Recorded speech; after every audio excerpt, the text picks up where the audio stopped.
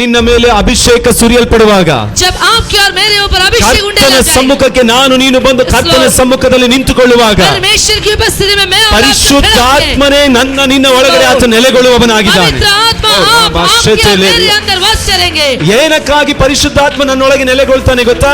क्यों पवित्र आत्मा हमारे अंदर वास करेंगे पता है? ಸಣ್ಣ ವ್ಯಕ್ತಿಗಳಾಗಿ ಜೀವಿಸುವುದಕ್ಕಾಗಿ ಅಲ್ಲ, छोटे लोग रहने के लिए नहीं है, ಬಲಹೀನ ವ್ಯಕ್ತಿಗಳಾಗಿ ಜೀವಿಸುವುದಕ್ಕಾಗಿ ಅಲ್ಲ, कमजोर रहने के लिए नहीं है, ತಲೆ ತಗ್ಗಿಸಿ ನಡೆಯುವುದಕ್ಕಾಗಿ ಅಲ್ಲ. सिर झुक के लेने के लिए नहीं ಕರ್ತನು है। ನನ್ನನ್ನ ನಿನ್ನನ್ನ ರಾಜನ ಮಕ್ಕಳಾಗಿ ನಮ್ಮನ್ನು ಅಭಿಷೇಕ ಮಾಡಿದ್ದಾರೆ. वो परमेश्वर ने आपको और मुझे राजा के बच्चों के रूप में अभिषेक किया। ನಾವು ಅಧಿಕಾರವನ್ನು ನಡೆಸುವುದಕ್ಕಾಗಿ ಪರಿಶುದ್ಧಾತ್ಮ ನನ್ನೊಳಗೆ ನಿನ್ನೊಳಗೆ ವಾಸ ಮಾಡುವ. अधिकार के साथ चलने के लिए पवित्र आत्मा आपके और मेरे अंदर वास करेगा। ಸೈತಾನನ ಸಕಲ ಕಾರ್ಯಗಳನ್ನ ಇಲ್ಲದಂತಾಗ ಮಾಡುವುದಕ್ಕಾಗಿ ಕರ್ತನು ನನ್ನನ್ನ ನಿನ್ನನ್ನು ಅಭಿಷೇಕಿಸುವವನಾಗಿ. शैतान के सारे कामों को नाकाम करने के लिए पवित्र आत्मा मुझे और आपको अभिषेक किया है। ಆಮೆನ್.